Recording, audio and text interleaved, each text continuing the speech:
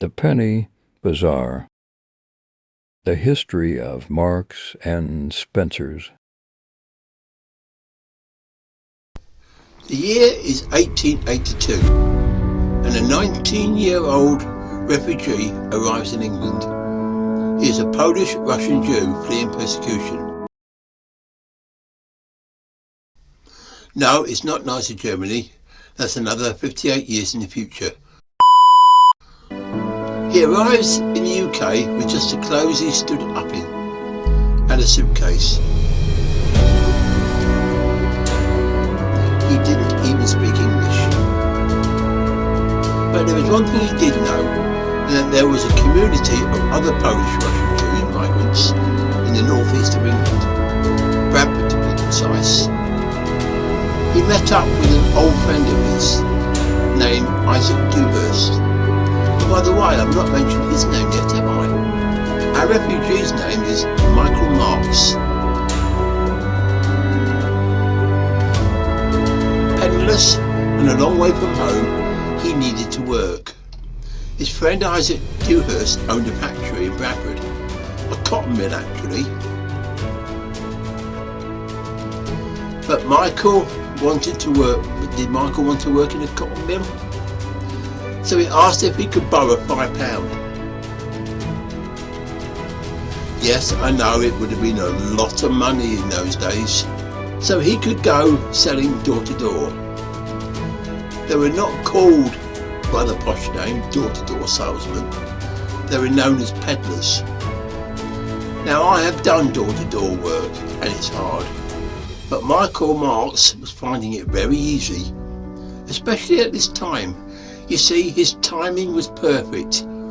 The Industrial Revolution was well underway, and for the first time in history, people had disposable income. Before, everyone was caught up in a kind of cost of living crisis, working just to be able to eat. Now, where have I come across that saying before?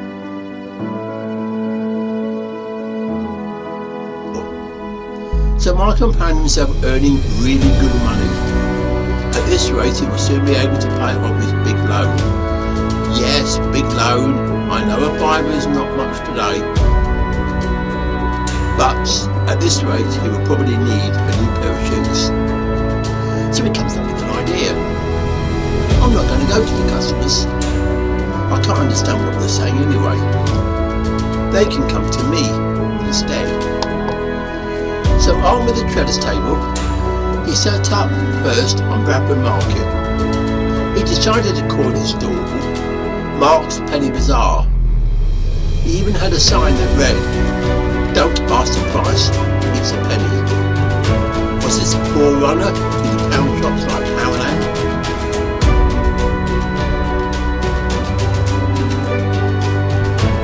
But there was a problem with Bradford Market. It was outdoors, and so when it rains, all your goods got wet, and wet cotton products do not sell very well.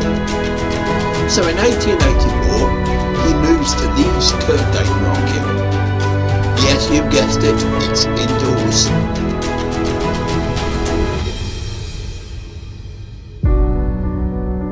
Two years later, he is struck with the love bug and marries Hannah Cohen. 2 years after that, gives birth to a son, Simon Marks.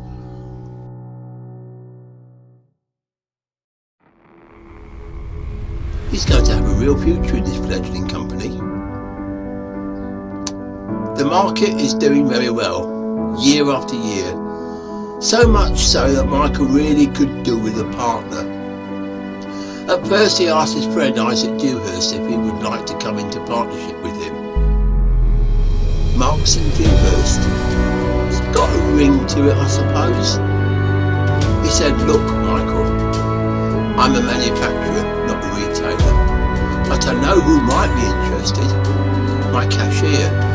You've probably met him, a local lad, Tom Spencer." So in 1884, Tom Spencer joins Michael. Well, the first thing that's got to happen is the sign at the front of the stall he's altering. Not Marks Penny Bazaar, but Marks and Spencer Penny Bazaar.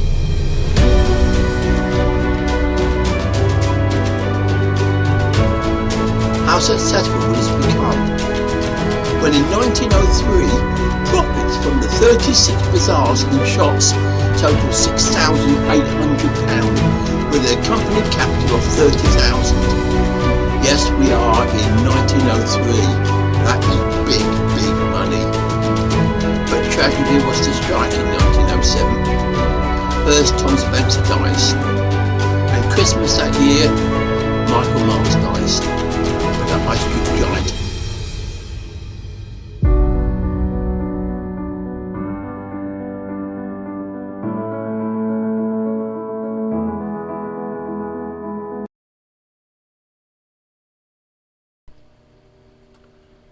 The year is 1882.